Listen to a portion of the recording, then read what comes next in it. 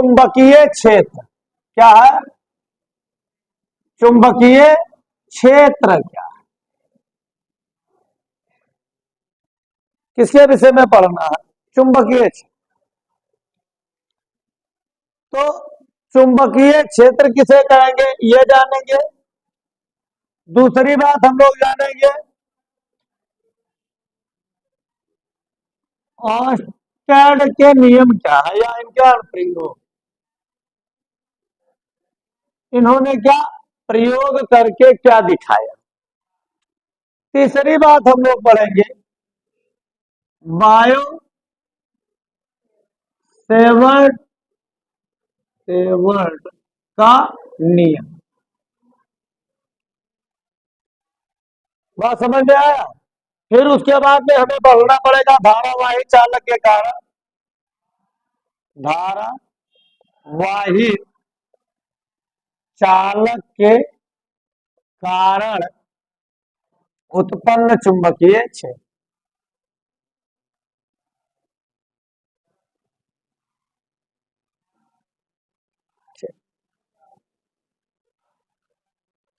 बात समझ में आया।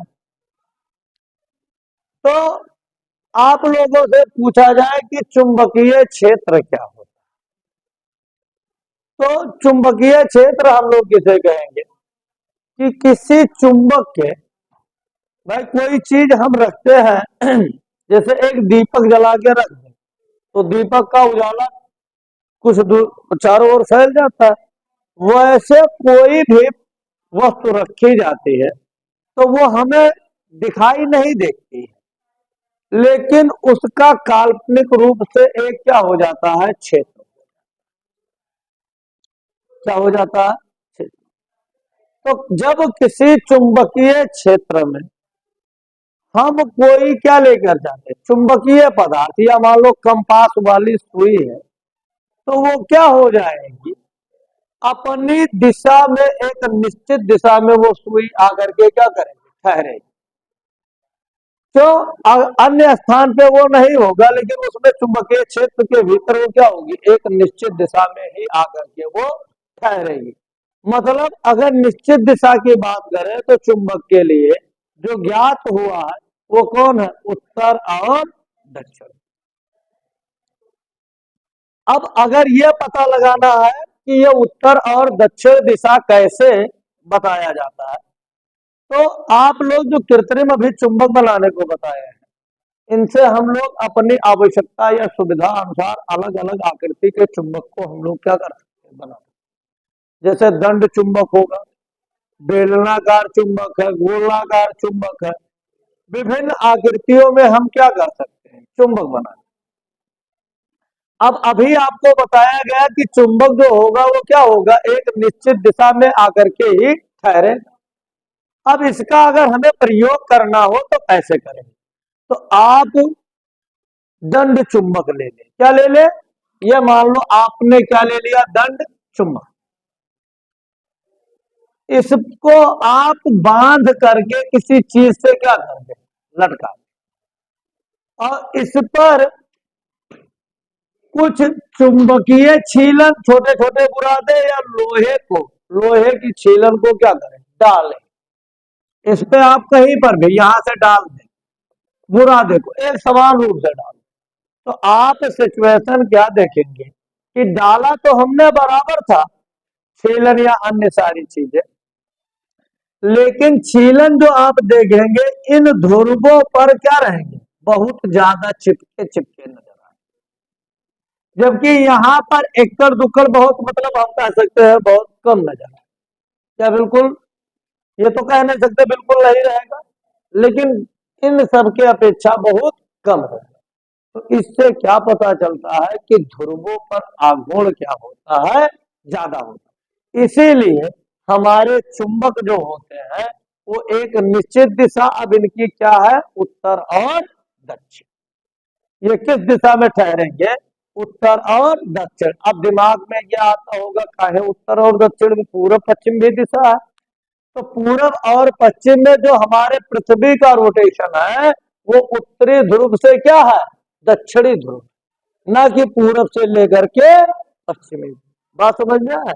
तो उसके कारण, पृथ्वी के घूर्णन के कारण ये क्या होता है, ध्रुवों पर आघूर्ण ज्यादा होता है और उन चीजों का प्रभाव किस पर पड़ता है, हमारे चुंबक पर, जिसके कारण ध्रुवों पर क्या होंगे, अधिक मात्रा में चिपकेंगे।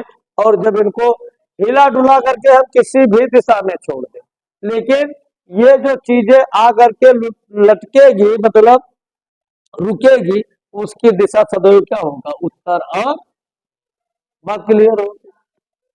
दूसरी बात, सजातीय सजातीय ध्रुव एक दूसरे को क्या करेंगे, प्रतिकर्षित करेंगे, और विजातीय ध्रुव एक दूसरे को क्या करेंगे, आकर्षित। सजातीय ध्रुव का मतलब जानती हो?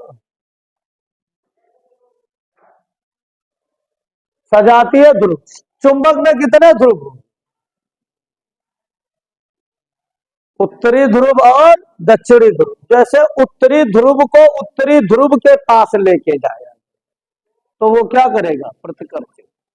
जैसे दो चुंबक ले दो, दो चुंबक, पहले हम लोग क्या करते थे, एक प्रयोग करते थे, एक बड़ा चुंबक लेते थे और एक छोटा चुंबक, तो बड़े चुंबक से अगाड़ते जाते थे, विजातीय ध्रुव, मतलब इसका भी उत्तरी ध्रुव लेते थे और एक भी उत्तरी ध्रुव ले जाता रहा। अब इससे अच्छा, ये बड़ा होने के कारण द्रव्यमान इसका ज्यादा था, तो जब इसको इसके पास ले जाते थे तो ये क्या होता था, प्रतिकर्षित करता था। तो प्रतिकर्षित मतलब ये जब यहाँ पहुंचता था तो ये चल करके कहाँ पहुंच जाता था।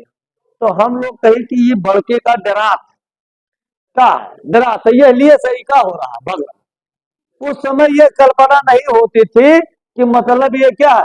अच्छा, अब ये क्यों कहा जाए कि क्योंकि जब छोटे वाले से करते थे तो बड़े वाले का द्रव्यमान अधिक होता था, तो इसलिए वो ज्यादा दूर खिसक नहीं पाता था। अच्छा, ये खुद ही पलट करके क्या हो जाएगा, जब संपर्क में भी जाती लेकर के जाओगे तो पलट करके क्या हो जाएगा, चिपक जाए।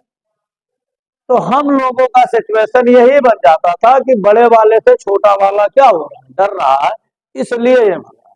लेकिन बाद में ये पता चला कि बड़े या छोटे का कोई रिलेशन नहीं है, ये किसका रिलेशन है, चुंबक का एक गुण है। अच्छा, अभी तक जैसे इस कलम को मेरे पास है, चुंबक की सबसे बड़ी खासियत क्या है, इस कलम को अभी हम तोड़ दे, क्या कर दे, तोड़ दे, तो पेन वाला कैप वाला पोर्शन अलग हो जाएगा, पीछे वाला पोर्शन, दोनों एक का कार्य नहीं करेंगे। लेकिन इसमें जैसे आप लोग जीव विज्ञान में एक टॉपिक पढ़े हो कि कुछ जानवर जो होते हैं वो क्या हो जाते हैं, उनके अंग कट जाते हैं, तो वो फिर क्या हो जाते हैं, कुछ समय बाद पुनर्संरचना जीवित हो जाते हैं। ऐसे जीवों को किस नाम से जाना जाता है, उनको पुनरुद्भवन बोलते हैं। क्या बोलते हैं, जो पुनः क्या हो जाते हैं, जीवित हो जाते हैं। तो ये चुंबक जो है, ध्यान से समझे, ये चुंबक का एक विशेष गुण है कि इसको भी हम लोग मारते हैं, तोड़ते हैं, लेकिन ये मरता नहीं। जय भाग में तोड़ देंगे, वो पुनः एक चुंबक के भांति कार्य करने लगेगा। मतलब यदि हम चाहे कि उत्तरी ध्रुव को अलग कर दे और दक्षिणी ध्रुव को क्या कर दे, ये मान लो नॉर्थ पोल है, ये मान लो क्या है, साउथ, हमने क्या काम किया, इन लोगों को तोड़ दिया, क्या कर दिया, दो भागों में बन गए। जब ये दो भागों में बने होंगे तो ये इस प्रकार की आकृति लिए होंगे, ठीक। अब ये नॉर्थ और साउथ था, तो ये नहीं है कि अब ये वाला पोल जो बना, ये वाला सिचुएशन, ये साउथ नहीं होगा, इस ये साउथ होगा, लेकिन नॉर्थ इस पर पुनः क्रिएट होगा। ये नॉर्थ है तो इस पर कौन सा, साउथ क्रिएट हो जाए। बात समझ में है? ये नहीं कि यदि इसको हम क्या कर देंगे, तोड़ देंगे, तो ऐसी सिचुएशन नहीं होगी हमारे चुंबक में कि वो उत्तरी और दक्षिणी ध्रुव क्या हो जाए, अलग। यहाँ तक के बात समझ में आए? इसको कहते हैं विलगत प्रभाव। क्या कहते हैं, आपसे पूछेगा चुंबक का विलगत प्रभाव क्या होता है, तो विलगत माने जो क्या हो जाए, विलीन हो जाए, तो इस पर विलगति का कोई प्रभाव नहीं पड़ता है। अर्थात ये तोड़े जाने पर पुनः एक पूर्ण चुंबक के भाग ही क्या करता है, व्यवहार करता है। इसलिए इसको हम लोग क्या कहते हैं कि ये बिलगत निकाय में क्लियर हो।